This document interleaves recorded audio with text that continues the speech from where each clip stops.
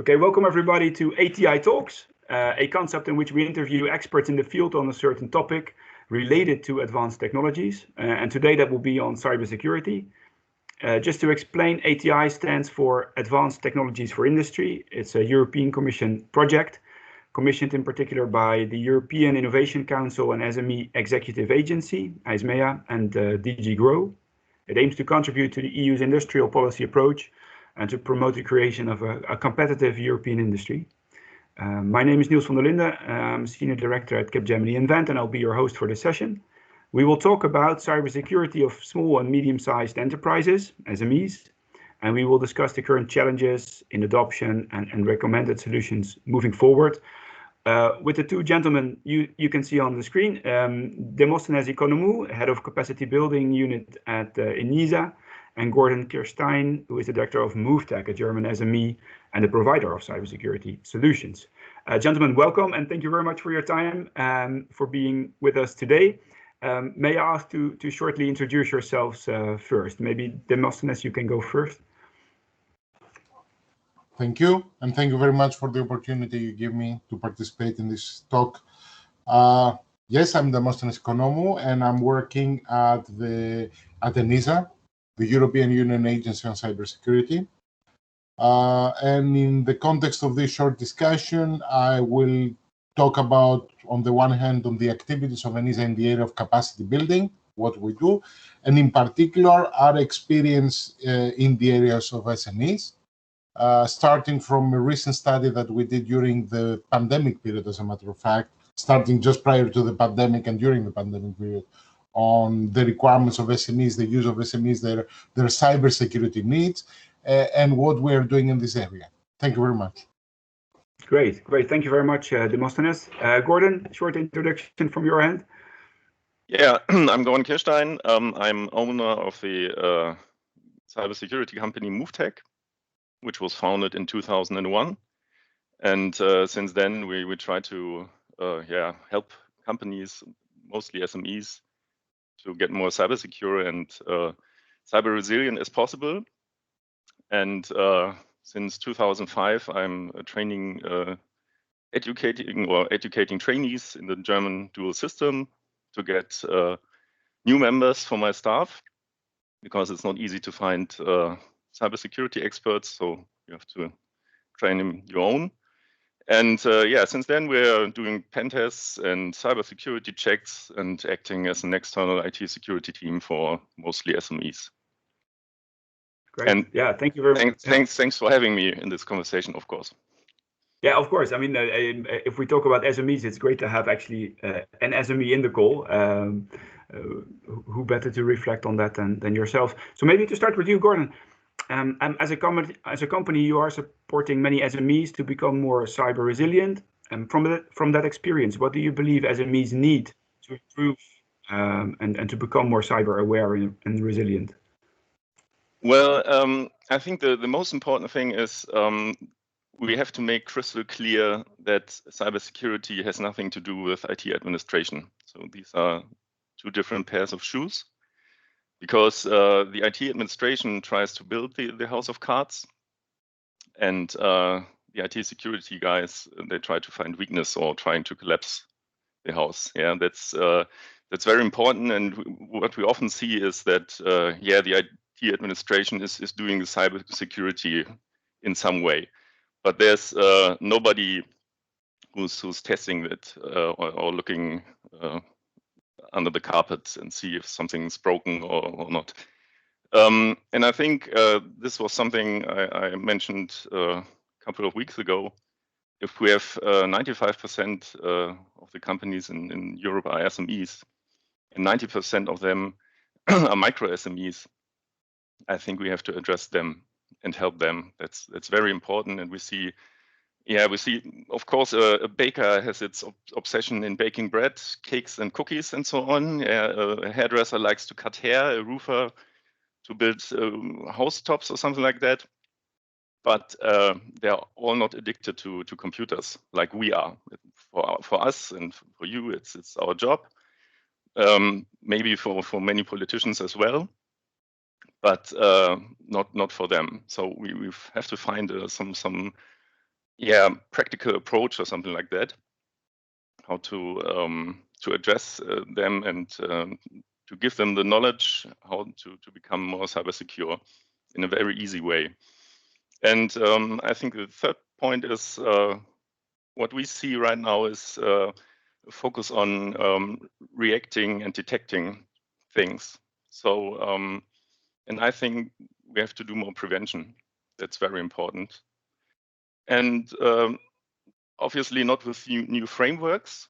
If we address the smaller SMEs or the micro SMEs, I think we need a practical approach, and that's no rocket science. So even at the ENISA homepage, you have so many great documents where you find all the knowledge.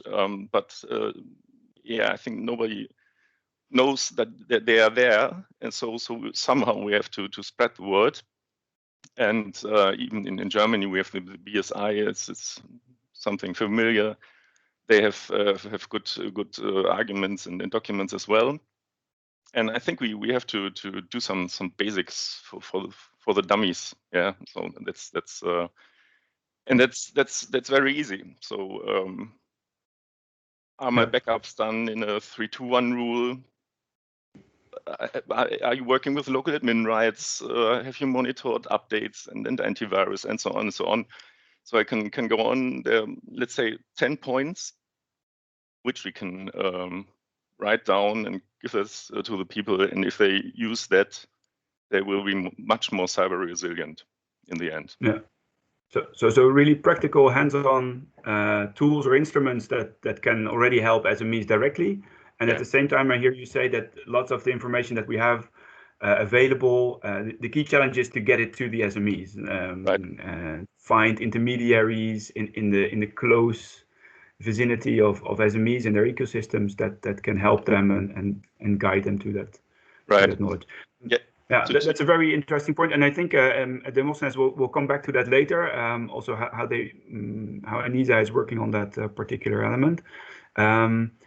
At the same time, you are a company in cybersecurity, and I can imagine you also want to grow and expand. Maybe you might have ambitions there to grow and scale.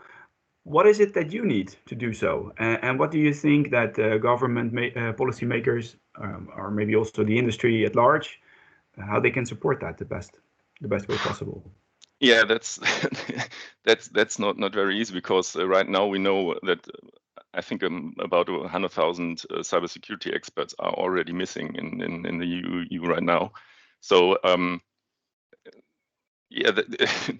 there can be many wishes, but I think the most important would be we have to bring IT to the schools, and starting from the 2nd or 3rd grade. Yeah, let's work with Lego Mindstorm or something like that.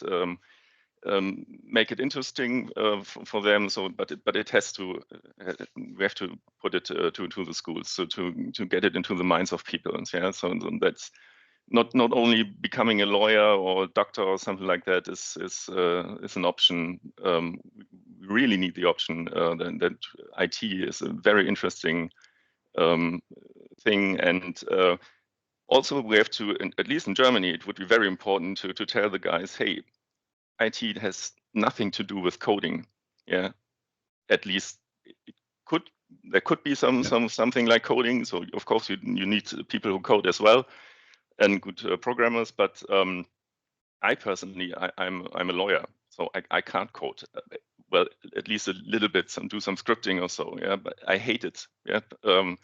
And of course, we need companies who do some cybersecurity stuff in that area as well, and decompile codes and so on.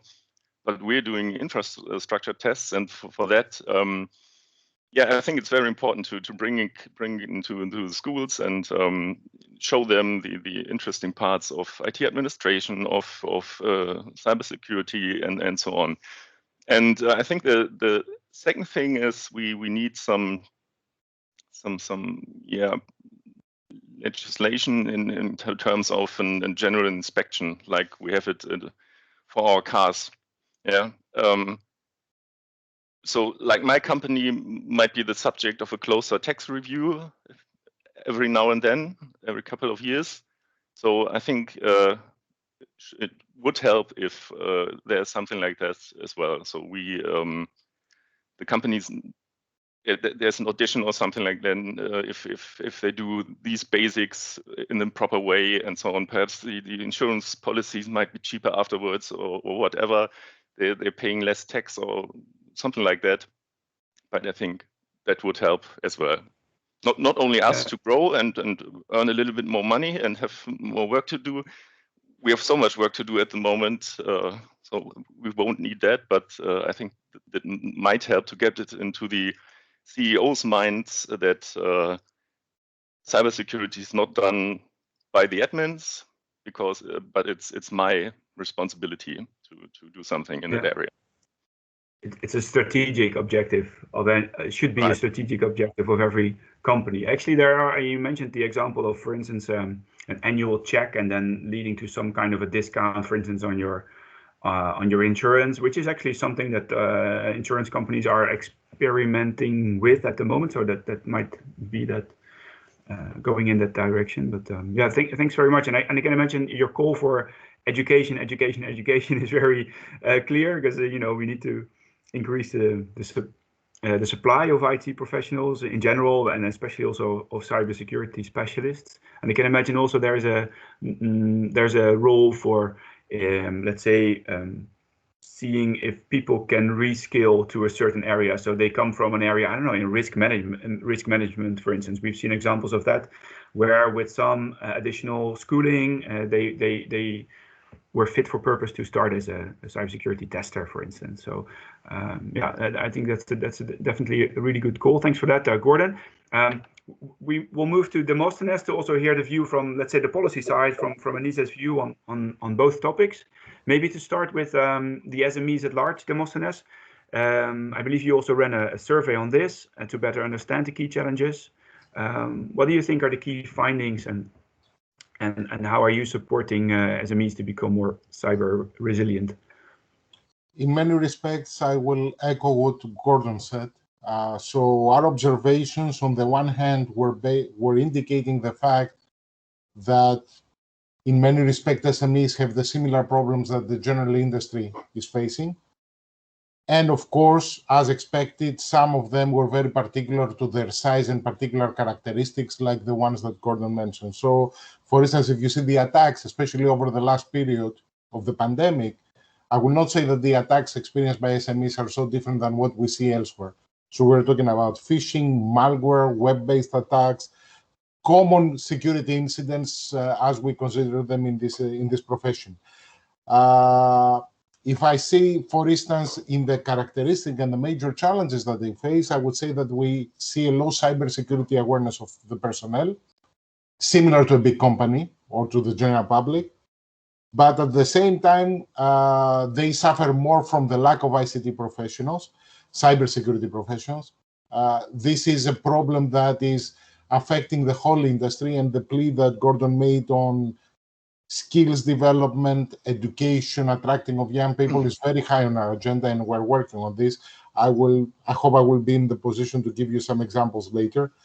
And also what we saw is a lack of suitable cybersecurity guidelines specific to SMEs.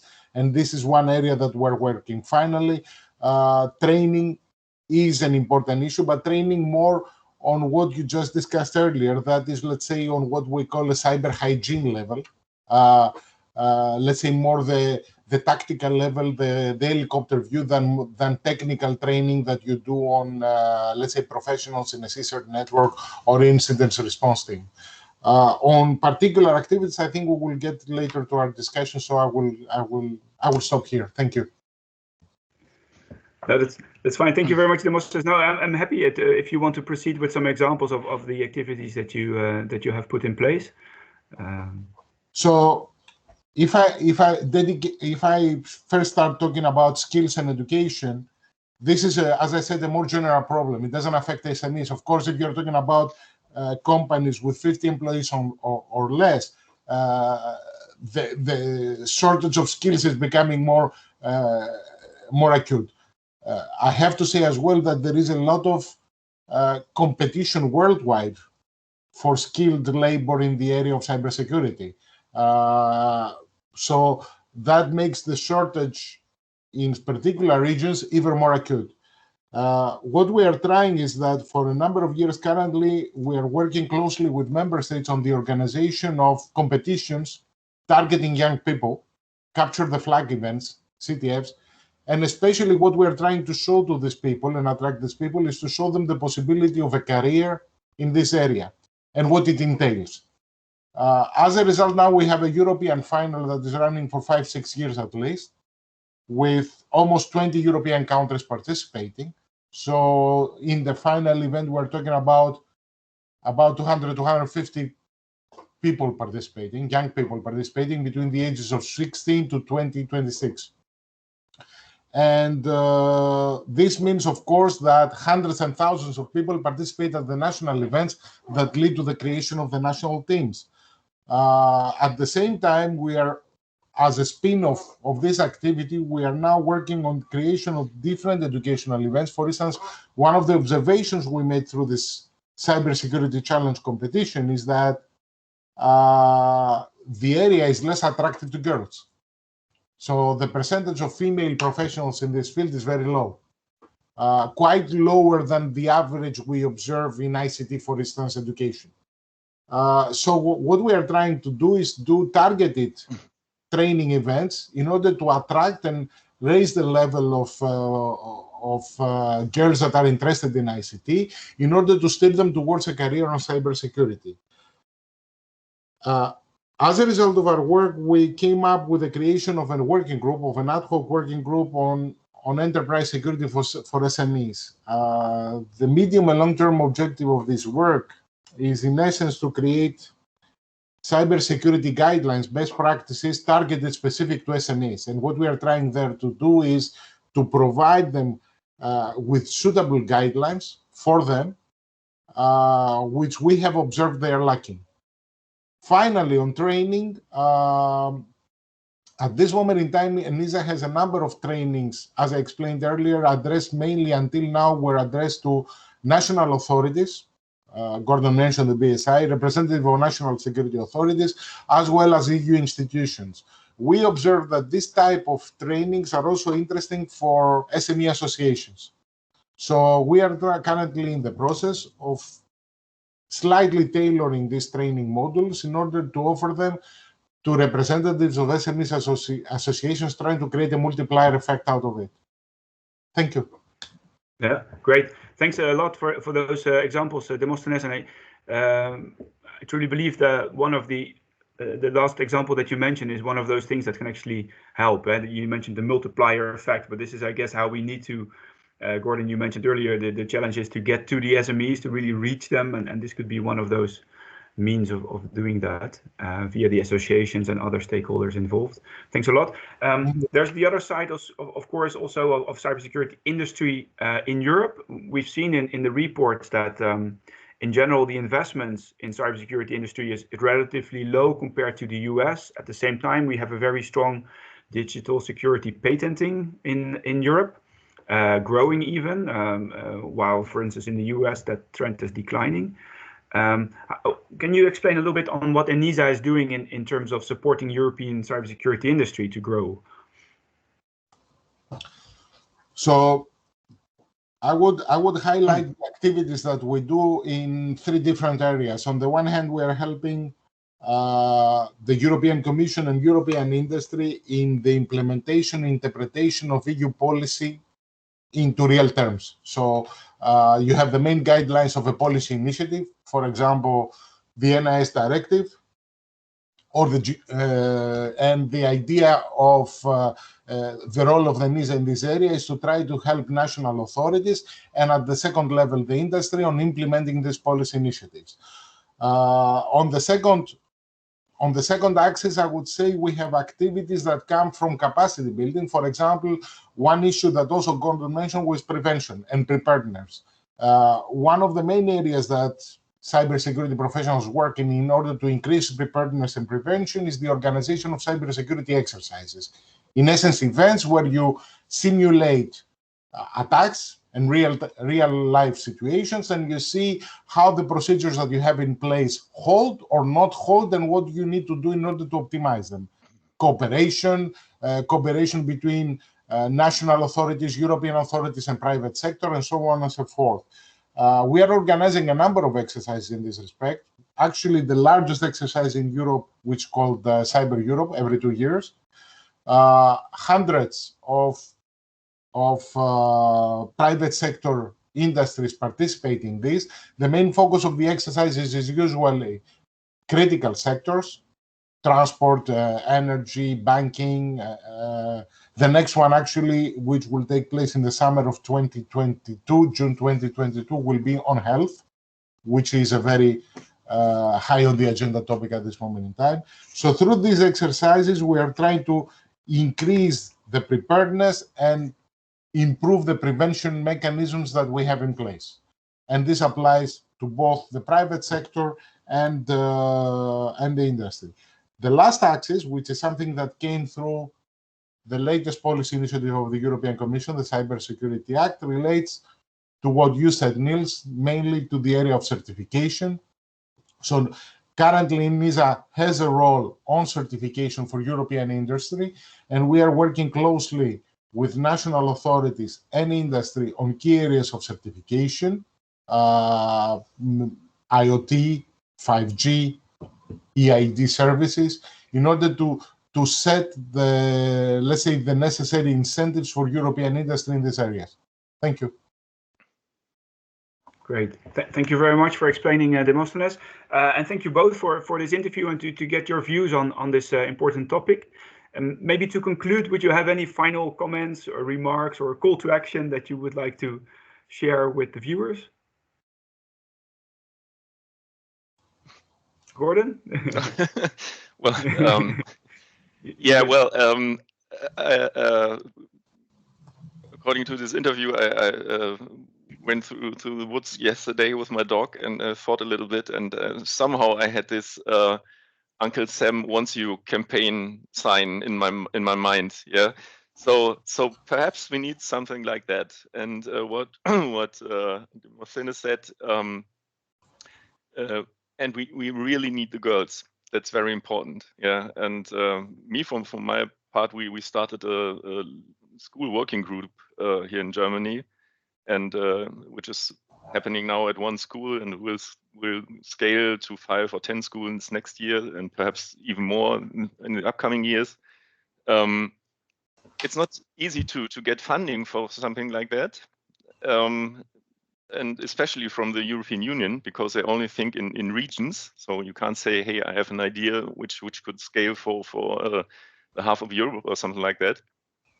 So perhaps there is a way to get such initiatives, perhaps even with ENISA or something like that, to grow and to get it into the minds of the people.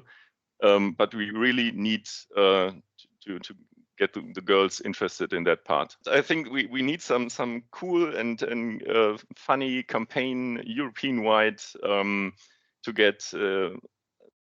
One thing is the skills thing. So hey, that's a great job opportunity in the future. And the second thing is to get it into the pupils' minds. Not starting with 16, 17, that's too late for the girls. You have to start in the 7th grade or something like that.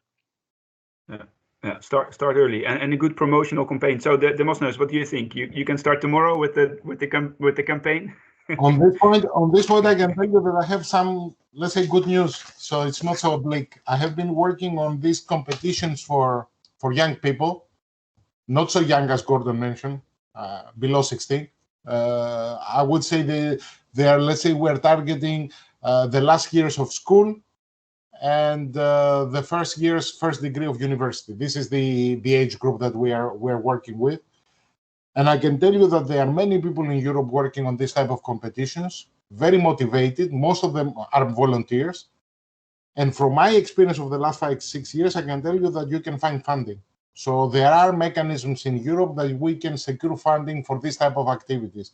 Just as example, I can mention to you the Connecting Europe facility until now, the CEF, was one of these mechanisms funding national competitions. And as a matter of fact, we have funding for these national competitions. And I would expect that this will be the case even with more funds on the EU competence centers that are center that is underway being created. So I do believe that, first of all, there is a lot of possibilities. I have seen it with my own eyes. There are many, many ideas that we have been developing in this context, and very interesting. The competition has increased exponentially. To give you an idea, when we started in 2016, there were 10 countries participating, and now we're above 20. So in less than 5 years. So there is a lot of interest, and behind each of these national teams participating, you have to multiply this with the number of children and young people participating in the national competitions in order to make it to the national team, okay? And yes, there is a very big challenge with the participation of girls in these competitions. And this is what we have noticed, and we are working, we are now starting to work specifically for this. Now, on the larger picture, on what we see as a very crucial thing, I think we mentioned it earlier, for us in working, for instance, with SMEs, it's impossible to say that we will learn with all of the SMEs, or we cannot make a choice that we will work with the SMEs on the tourist business, or we will work on the SMEs on the transport or retail or whatever. So the only thing that we can do, and this is how we can best maximize the thing, is create material that we can make it on the one hand available, and this is what ENISA does as a matter of general practice, and also work through multipliers. SMEs association, associations representing a large group of SMEs, preferably not in one location in the map. This is what interests us. We want to work with them, and if there is an interest, please don't hesitate sending us a message. Thank you. Great. Thank you both very much for your time, for being available for this talk. Thank you very much for your insights. I think we have a lot to still look forward to from what I hear in your announcements at Demosthenes. So hopefully, Gordon, that will get to the market and actually help also the SMEs move forward, and as well as create a even stronger EU cybersecurity industry. So thank you very much for your time. To all the viewers, thank you very much for watching, and until a next ATI talk.